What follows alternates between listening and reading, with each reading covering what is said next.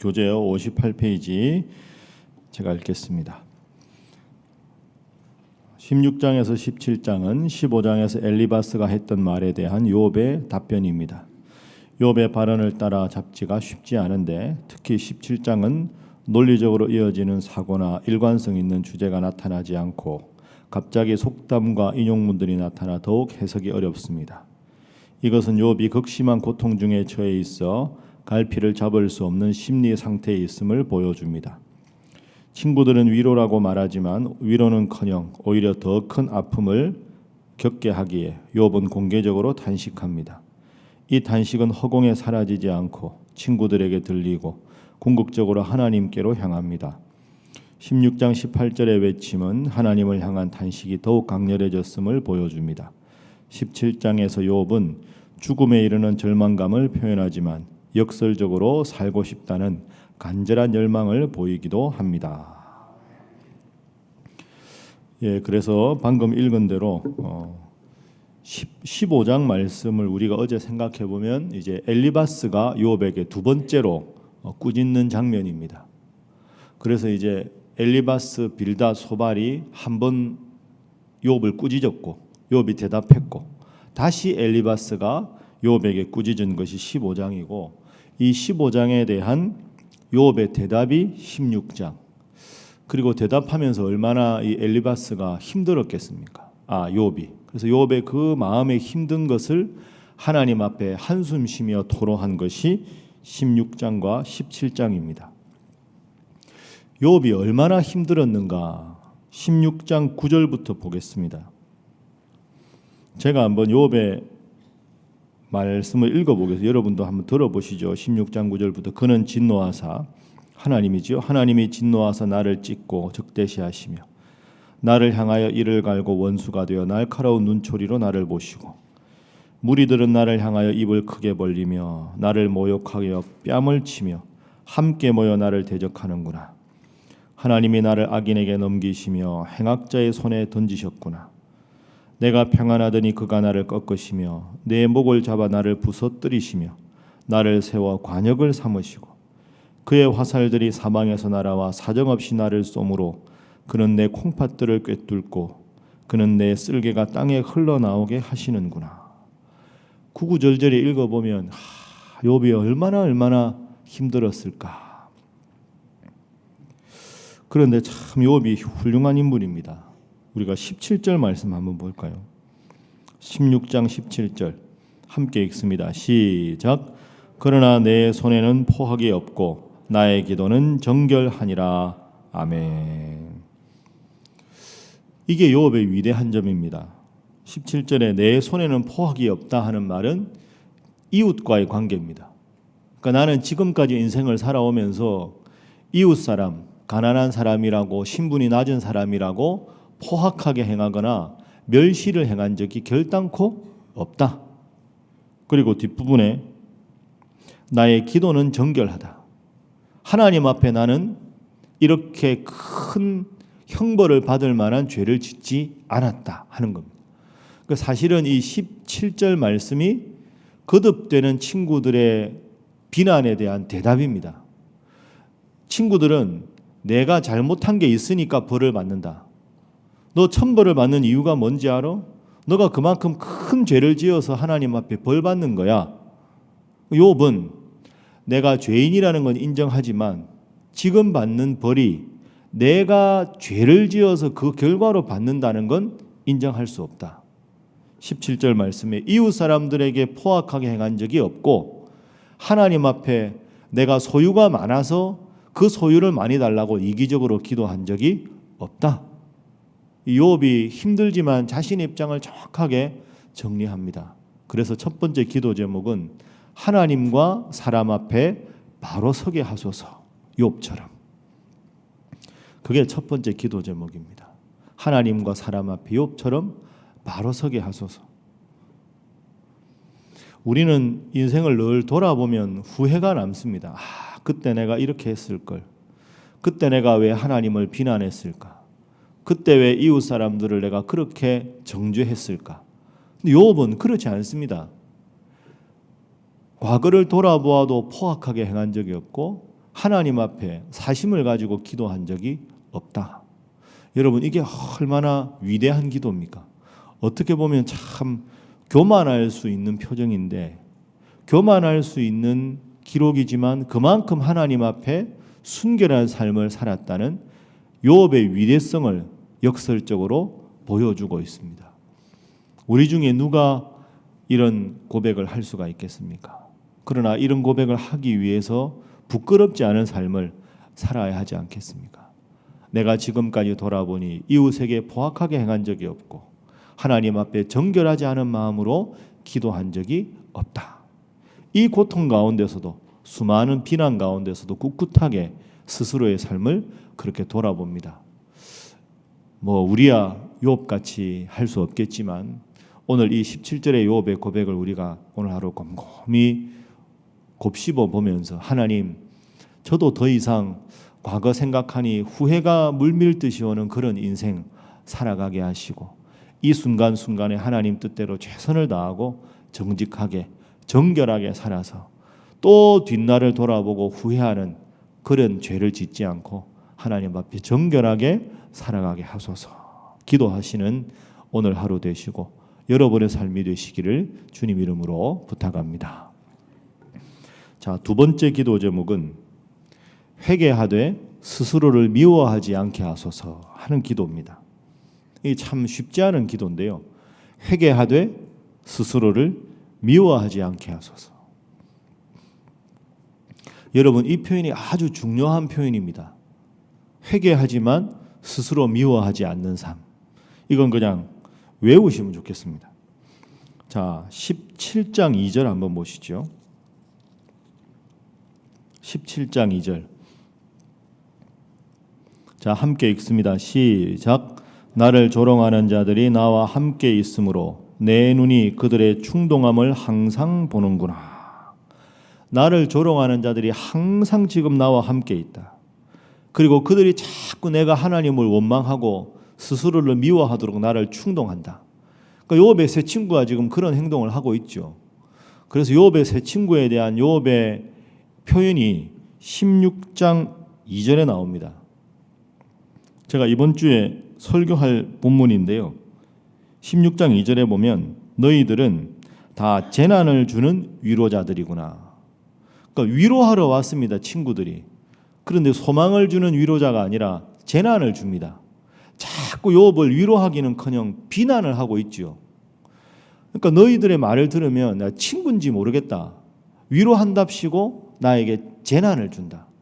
재난을 주는 원수, 소망을 주는 위로자, 이래야 되는데 위로한답시고 와서 재난을 주고 있습니다.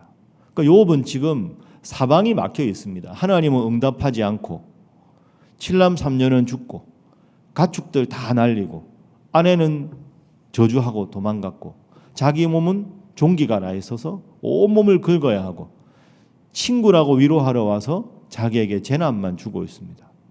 보통 사람 같으면 어떻게 견딜까 싶습니다. 그런데 욥은 끊임없이 하나님 앞에 스스로를 돌아봅니다. 그리고 스스로를 미워하지 않습니다. 여러분, 이걸 한번 잘 생각해 보십시오. 우리는 늘 하나님 앞에 회개해야 합니다. 하나님 앞에 나와서, 예를 들어서 우리 예수님도 그런 비유를 드셨지만 우리가 하나님 앞에 나와서 예배를 드릴 때 거룩하지 않기 때문에 늘 먼저 하는 게 회개 아닙니까? 우리가 손이 깨끗해야 음식을 먹을 수 있죠. 손을 깨끗이 씻지 않고 지저분한 상태로 음식을 먹을 수 없듯이 하나님 앞에 나와서 하나님 주시는 은혜를 받기 위해서 우리의 몸과 마음이 깨끗해져야 합니다. 그래서 늘 기도할 때는 하나님의 이름을 부르고 하나님께 영광을 돌린 다음에 회개를 합니다. 회개 후에 간구를 하는 거죠. 그러니까 우리는 끊임없이 회개해야 합니다. 그런데 여러분, 여기에 중요한 영적인 원리가 있습니다. 회개하지만 스스로를 미워해서는 안 됩니다. 내가 부족하기 때문에 회개해야죠. 그러나 회개하는 것과 스스로를 미워하는 건 동의어가 아닙니다. 내가 나를 미워하면 그건 사실은 하나님을 미워하는 것과 같습니다. 하나님이 나를 창조하셨기 때문이죠. 그래서 하나님 앞에 진심으로 회개하면 그 회개를 받아주신 하나님께 감사할 뿐더러 있는 모습 그대로 나의 부족함을 사랑할 수 있어야 합니다.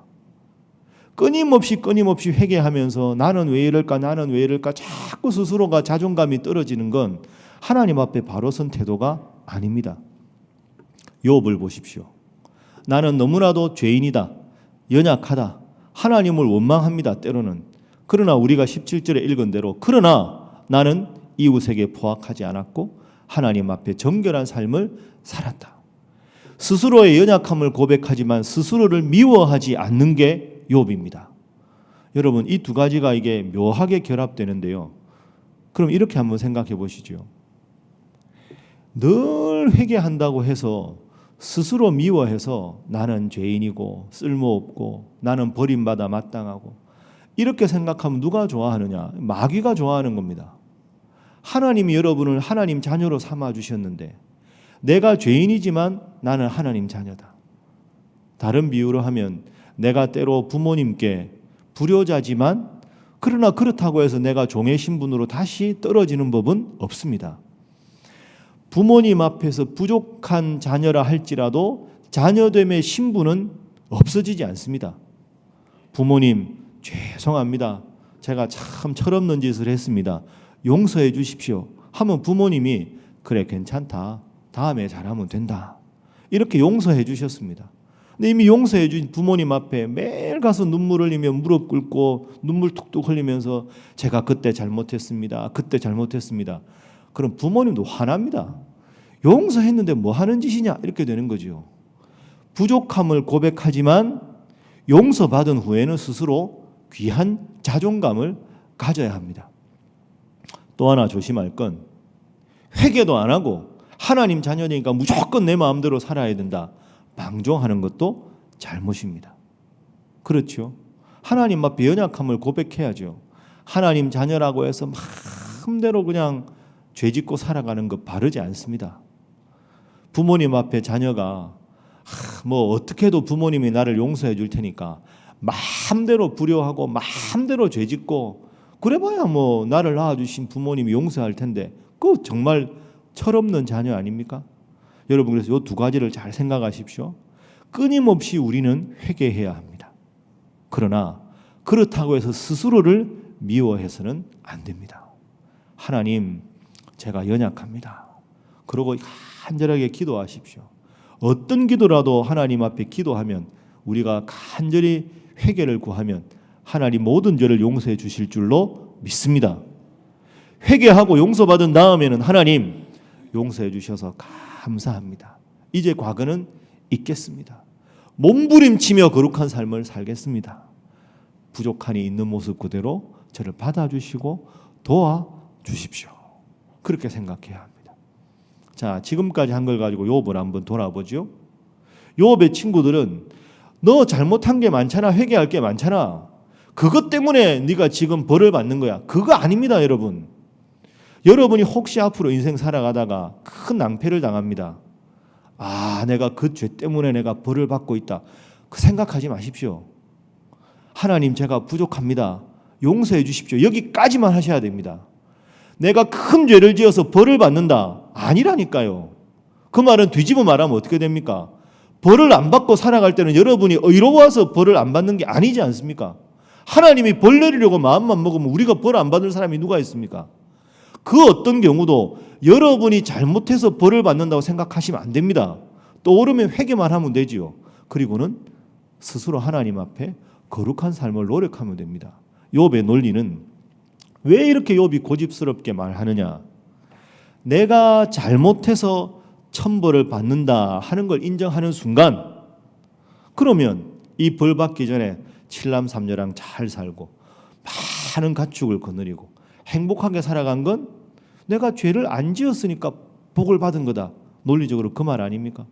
그러면 내가 잘못하면 벌을 받고 내가 잘했기 때문에 복을 받으면 그건 성경적으로 잘못된 거죠. 왜? 하나님 앞에 내가 의롭다고 할 수 있는 사람이 누가 있습니까? 그러니까 여러분 제가 이건 중요해서 다음에 또 말씀을 드릴 텐데 늘 회개하는 건 필요합니다. 그러나 늘 우리가 과거의 죄 때문에 벌을 받는다 생각하고 그것 때문에 하나님 생각하면 움츠러들고 내가 또 지금 이거 잘못했는데 다음에 하나님이 더 큰 벌을 내리면 내 인생은 더 큰일 날 것이고, 그 하나님 이름만 불러도 벌벌 떨리고 하나님이 무섭고 하나님이 두려운 존재고, 그런 하나님이 아닙니다. 하나님은 어떤 죄를 지어도 진심으로 고백하면 다 용서해 주시는 사랑의 하나님이신 줄로 믿습니다. 그래서 우리가 거듭거듭 말씀드리지만 오늘도 여러분 기도하러 오셨습니다. 간절하게 부끄러운 것이 있으면 회개하십시오. 용서를 구하십시오. 그러면 하나님 용서해 주실 테니까 이 예배당을 나갈 때는 당당하게 나가십시오. 기쁘게 나가십시오. 누구에게도 어떤 잘못을 저질러도 하나님 이미 용서하셨는데 하나님 새 마음으로 살아가겠습니다. 다시 넘어질지라도 다시 와서 기도하겠습니다. 제게 거룩한 자존감을 주시고 하나님 자녀됨을 잊지 않고 오늘도 감사하게 살아가게 하옵소서. 그래서 예배당 들어올 때 얼굴과 나갈 때 표정이 달라져서 항상 예배 후에는 기쁨과 감사함으로 그 마음으로 연약하지만 당당하게 살아가시는 여러분 모두가 될 수 있기를 바랍니다. 함께 기도하겠습니다. 이 시간 기도하실 때 하나님, 늘 변함없이 하나님과 사람 앞에 바로 서게 하시고 늘 회개하되 스스로를 미워하지 않게 하시고 하나님 주신 복된 하루 오늘도 기쁨과 감사함으로 살아가게 하여 주옵소서. 위에서 기도하시고 또한 우리 선교사님들 위해서 기도해 주시고 또한 평창올림픽 앞두고 정치권이 분열하고 민심이 요동치고 있습니다. 이 모든 일 가운데 하나님께서 귀한 섭리를 내려주셔서 온 백성들과 위정자의 마음이 하나가 되게 하시고 이런 큰 일을 통해서 더욱더 하나님 앞에 바로 서는 나라, 남북 통일이 더 속히 올 수 있는 매기가 될 수 있도록 우리 어지러운 우리 국내외 정세를 위해서도 하나님 앞에 함께 기도하겠습니다. 그리고 수요 기도회를 위해서도 함께 기도합니다. 기도하겠습니다. 주여 믿습니다. 주여 믿습니다. 주여 믿습니다. 하나님 은혜를